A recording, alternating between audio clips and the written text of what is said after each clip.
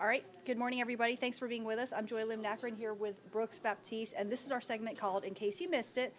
Some stories that, maybe you may have missed, Brooks. And, talking about the WNBA, which has gotten so popular. I mean, the salaries need to catch up is what I'm hearing. I mean, you would think, but it doesn't look like that's going to happen, at least not right now. So, of course, coming off of the NCAA women's tournament, there's been a lot of talk about Caitlin Clark. She's been a hot topic for some months now. But here's what's interesting. Despite her being able to outsell any other jersey in the entire league after it was announced that she was going to be joining the Indiana Fever, you got to hear this. A lot of outlets have been releasing how much she and other athletes are going to be making. $76,000, $500 in her first season. And by her fourth year, she'll be up to $97,000. So, yeah, you heard me right. She's still not even going to be making six figures by the time she makes it to her fourth season. Now, here's what's interesting because you're saying, okay, let's compare this to the NBA. And why is there so much outrage right now? It's insane. Get this. Now, she was the number one overall pick, right? Now, in the NBA, last year's top pick in a 4-year contract got $55, not $1,000, but $1 million. So essentially, I hate to put it like this, but it's the truth. It's almost a slap in the face to a lot of the female athletes. But what's interesting, and I think what is so also disturbing, is right now there's a lot of selective outrage. And by that, I mean, Joy, a lot of people are upset, saying this isn't fair, why is this happening? But a lot of those are the same people who have never been out to support a game at the WNBA. A lot of people have never purchased a ticket, never purchased a jersey. So what do you expect? Okay, well, I mean, I guess you have a point there, but yeah, it does seem like that's changing somewhat. And I'm just wondering, well, there's got to be some money that's being made by all this huge viewership. So I mean, now, but it really starts at the top. You know how it goes. It's all about will management allow you to make some of that money. So we'll see if it catches up. But right now, it's not looking like it. But because there is so much interest in women's sports, especially women's basketball, maybe, Joy, we will see some change. I have a feeling we will because, it's just, it's equal pay. It's an issue of equal pay among the genders. So, and I'm telling you, $55 million, there is no way that even compares to 97, to $76,000 for that first one. Oh, my God, that's just awful. Okay, so we are, well, you know what? I almost said we were counting down the days, but I did not mean that. I repeat, I did not mean that. 420 is on Saturday, and this is why I said I did not mean that. Okay, y'all, I guess that was a little Freudian we're on the record, I did not mean that 420 is, coming up right now. So look. On Saturday, Jimmy John's decided it wanted to do something kind of cool. So it's a major sandwich chain, of course, and it's taking part in a celebration by offering dime bags. Okay. So they're trying to attract the stoners.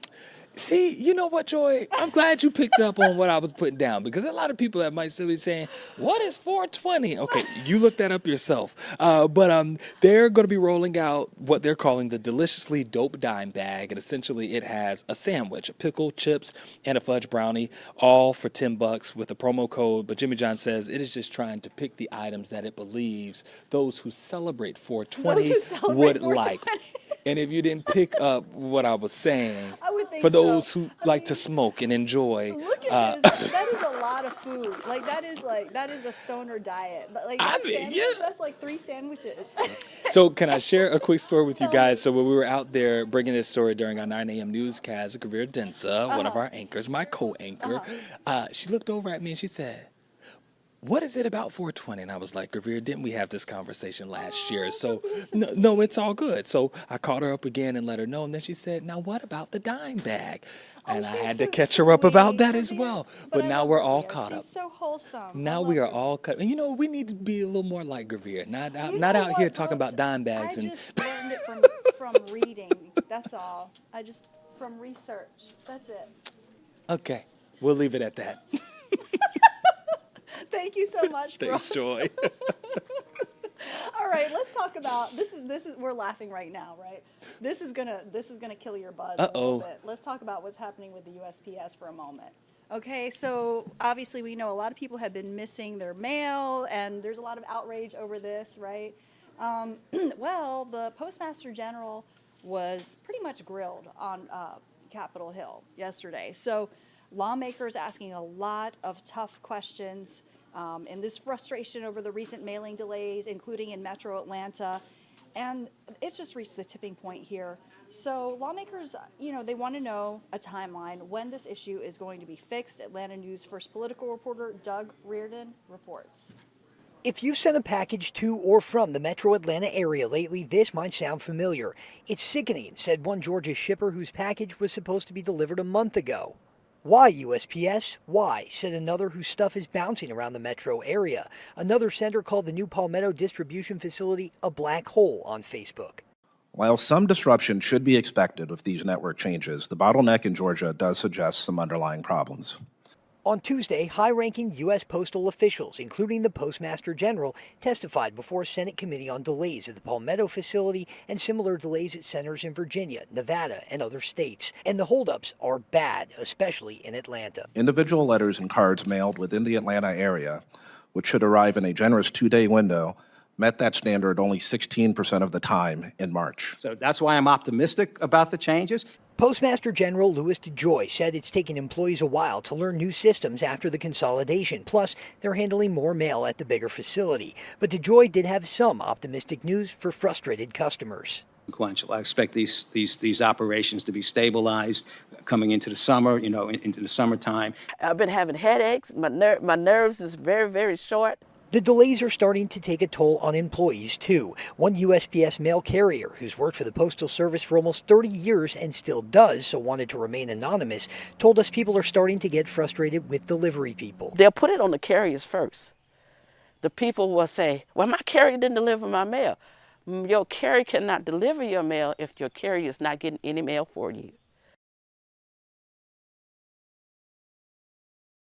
All right, well, so still a lot of questions. Hopefully will be answered soon about that. Okay, let's talk about MARTA, because we've talked a little bit to you about how there are 4 new MARTA stations that are planned. A lot of people are excited about this, a lot of people not so much, but there was always a lot of question about the timeline. When is this going to happen? Well, we actually have an Atlanta News First exclusive, and this was actually our reporter Patrick Quinn sitting down with Mayor Andre Dickens.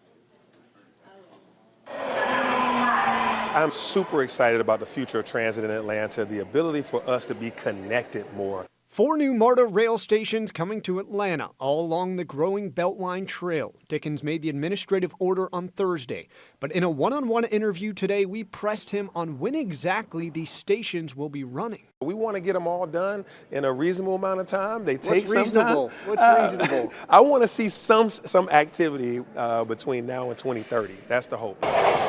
Dickens said the first of these stops to get off the ground will be at Murphy Crossing in southwest Atlanta.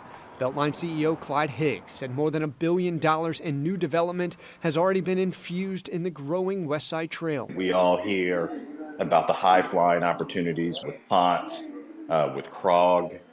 From our perspective, Murphy Crossing is going to be that next major redevelopment project along the Beltline.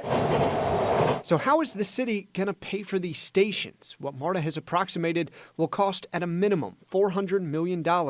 Dickens said they'll rely on the More MARTA half-penny sales tax, approved by Atlanta voters in 2016, and leverage private dollars. How Atlanta has done stations in the past is the past. Dickens said these marquee stations will include housing, retail, and amenities like daycare and dry cleaning. So when you build it that way, you're not just building rail, you're also building a community at the same time, and that's how you get the private sector involved, so developers can help us with that.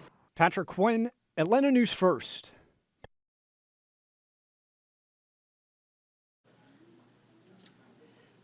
All right, I want to turn now to a story by our Sawyer Bussey, and she actually got to sit down with a senior who lives in Buckhead, and she's turning some grief that she's been struggling with into art, and then she's using that art to benefit the Alzheimer's Association. Here's Sawyer Bussey with her story.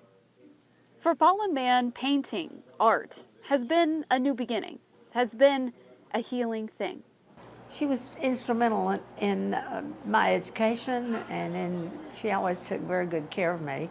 She was her mother's caregiver for over a decade. It was very stressful. I also had 3 children at that time. I was bringing up with the help of my husband. And it seemed just like I stayed busy all the time. Her mom had Alzheimer's. She didn't know me at all. She had no remembrance of having a child. When her mom passed away, her husband gifted her an art class. She was in her 60s. It was a new beginning. It was something I'd always wanted to do, and he was very supportive. She's been painting ever since. She uses a small closet in her apartment at the Renaissance Senior Living in Buckhead to bring her ideas to life. Her little dog, Lucky, at her side. Oh, it's fun. I feel totally relaxed. I don't know how good it is, but I really don't care. She's 85 years old now, and the realities of Alzheimer's have made their mark. It's the families that suffer right along with the person. She's decided to sell her paintings and use the money to donate to the Alzheimer's Association, a small way to use her new beginnings to help someone else. The show will be here at the Renaissance in Buckhead on the 29th. All the details you need are in this story on our Atlanta News First app. In Buckhead, Sawyer Bussey, Atlanta News First.